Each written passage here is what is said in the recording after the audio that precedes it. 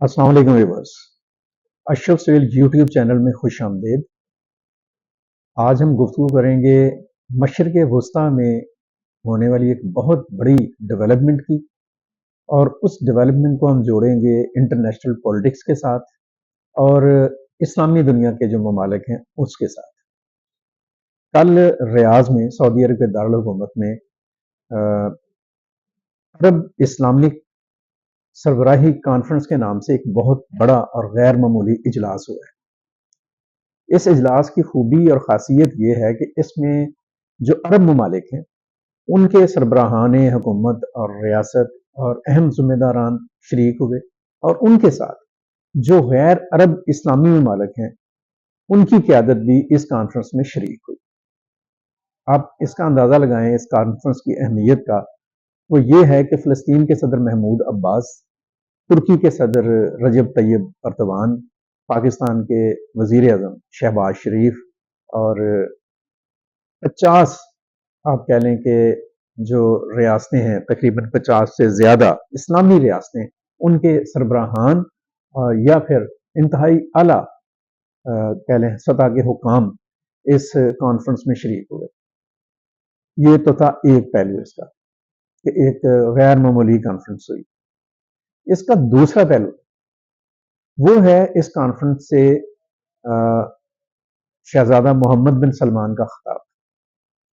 शहजादा मोहम्मद बिन सुल्तान ने जो तकरीर की है ना कल इस कॉन्फ्रेंस में, वो एक बहुत ही आप कह लें कि गैर मामूली तकरीर है।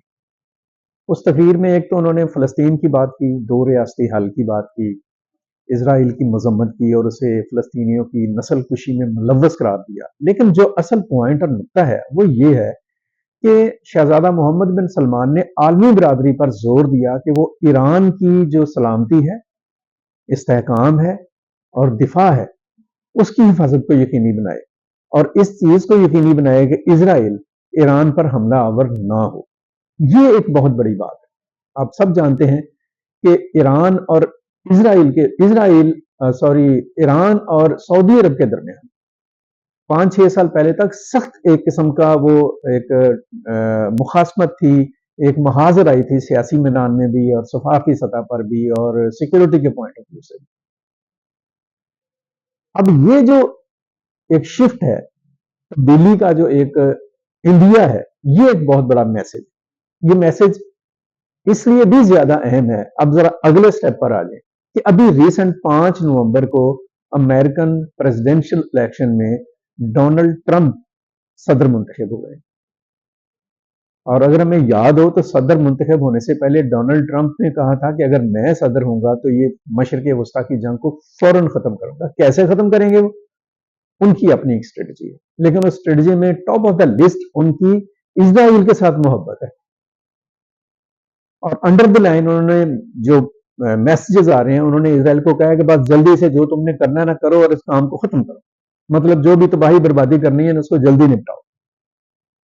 और ट्रंप का जो इजराइल के प्राइम मिनिस्टर के साथ अपना हलफ उठाने से पहले मुसलसल राब्ता है, वो भी एक बहुत बड़ा वाज़ेह मैसेज और पैगाम।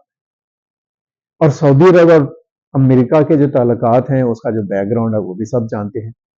उन ताल्लुकात के बावजूद अगर सऊदी अरब की तरफ से ईरान के लिए आवाज उठ रही है, उस ईरान के लिए जो कभी सऊदी अरब की नजर में सख्त नापसंद था, तो ये आप सोच सकते हैं कि नई जो अप्रोच है वो किधर जा रही है। अब एक और पहलू है जिसकी तरफ मैं आपकी तवज्जो दिलाना चाह रहा हूं कि जिस वक्त ये कॉन्फ्रेंस हो रही थी, उसी दौरान सऊदी अरब के chief of army staff Iran गए, और वहां पे उन्होंने ईरानी क्यादत से और ईरान के जो मुसल्लह अफवाज के सरबराह हैं और दीगर आला फौजी हुकाम हैं उनसे मुलाकातें की। और जब वो ईरान पहुंचे हैं तो ईरान के जो प्रेसिडेंट हैं मसूद पजिशकियान, उन्होंने फोन किया एमबीएस को, मोहम्मद बिन सलमान को, वली अहद हैं जो सऊदी अरब के, और दोनों रहनुमाओं के दरमियान बाहमी दिलचस्पी के ऊपर, खिते की सूरत हाल के ऊपर, सिक्योरिटी के मसाइल के ऊपर बड़ी तफसीली बात हुई और बड़े खुशगवार माहौल में बात हुई। अब इसके भी आगे आप चले जाए, आगे कदम बढ़ाते चले जाएं आप, कि ये जो ईरान और सऊदी अरब के दरमियान ताल्लुकात हैं, ये जो आपस में जलन हुए हैं, اس کے اندر حقیقت کیا ہے؟ اس کے اندر کیا ہے؟ اس کے اندر ہے چائنیز ایفرٹس. چین جو دنیا کے اندر ایک بہت بڑی ہیوج انویسٹمنٹ کر رہا ہے افریقہ سے یورپ اور ایشیا تک اور پوری دنیا میں، ایون یو ایس اے میں بھی اور دیگر ممالک میں بھی، اس کی بہت بڑا انٹرسٹ ہے کہ ایران اور سعودی عرب کے تعلقات اچھے ہو جائیں. اور اس نے پچھلے سال یعنی یہ 2023 میں جو بڑی آپ کہہ لیں کہ ہیکٹک کوششیں کی، ان کے نتیجے میں یہ دونوں ملک بہت ہی قریب آ چکے ہیں. اب اس سے بھی آگے آ جائیں. ہم سب جانتے ہیں، جو باخبر حلقے ہیں وہ جانتے ہیں کہ ایران اور رشیا کے بہت اچھے تعلقات ہیں. تو یہ جو ایک تصویر بن رہی ہے، تصویر جو بنتی ہوئی دکھائی دے رہی ہے، اس کا مطلب یہ ہے کہ اسلامی دنیا کے جو ممالک ہیں، عرب ممالک جو ان سے ہیں، ان میں ایک نئی اپروچ پیدا ہو رہی ہے کہ everything is not U S A. ہر ملک کے ساتھ تعلقات ہوتے ہیں. کسی کے امریکہ کے ساتھ بہت اچھے روابط ہیں، کسی کے رشیا کے ساتھ ہیں، کسی کے چین کے ساتھ ہیں، کسی کے یورپین یونین کے ساتھ ہیں. اسلامی دنیا کی میں بات کر رہا ہوں. اب یہ جو کانفرنس ہوئی ہے، یہ ایک نیا میسج ہے، یہ ایک نیا پیغام ہے پوری دنیا کے لیے. اللہ کرے کہ یہ پیغام زیادہ مؤثر طور پر سامنے آئے. اگر اسلامی دنیا کے جو اہم ممالک ہیں یا اسلامی دنیا جو ہے وہ ایک پلیٹ فارم پر آتی ہے، not for the sake of specific Islamic approach, بلکہ اپنے جغرافیائی، سیاسی، سفارتی اور اپنے جو تصویراتی مفادات ہیں ان کے لیے اور مذہب کے لیے بھی اکٹھے ہو جائیں تو اس میں کوئی برائی والی بات نہیں. اور وہاں سے ایک میسج جاتا ہے پوری دنیا کو، اسپیشلی جو یورپ اور مغربی دنیا ہے، کہ آپ اسرائیل کی اندھی حمایت نہ کریں. اور اس میسج کو سپورٹ ملتی ہے چین کی اور رشیا کی، تو سوچا جا سکتا ہے کہ یہ کتنا مضبوط اور کتنا آپ کہہ لیں کہ دو ٹوک پیغام ہوگا. اسی طریقے سے اس تصویر کو ہم ایک اور بھی رخ سے دیکھ سکتے ہیں کہ مڈل ایسٹ میں جب ایران اور سعودی عرب کے درمیان ایک کولیبریشن ہوگی تو اس کا اسرائیل اور اس کے جو سرپرست ہیں ان کو بھی ایک پیغام جائے گا، اور یہ پیغام جانا چاہیے. دنیا کے ہر ملک کو، دنیا کے ہر بلاک کو، دنیا کی ہر تنظیم کو حق ہے کہ وہ اپنے مفادات کے لیے بہتر حکمت عملی کو ترتیب دے. یہ حکمت عملی بننی چاہیے. اور میں یہ سمجھتا ہوں کہ شہزادہ محمد بن سلمان نے جو ایک بیان دیا ہے ایران کے لیے، یہ ایک بہت بڑا پیغام ہے، اور اس پیغام کو پریکٹیکل شکل میں آگے بڑھایا جانا چاہیے. یہ آگے بڑھے گا تو فلسطین جو ہے ایک خود مختار آزاد ریاست کی شکل میں سامنے آئے گی. اسرائیل جو ہے وہ اپنی حدود میں جائے گا، اس کو اپنے لمٹس میں رکھنے میں ہمیں آسانی ہوگی، یعنی دنیا کو.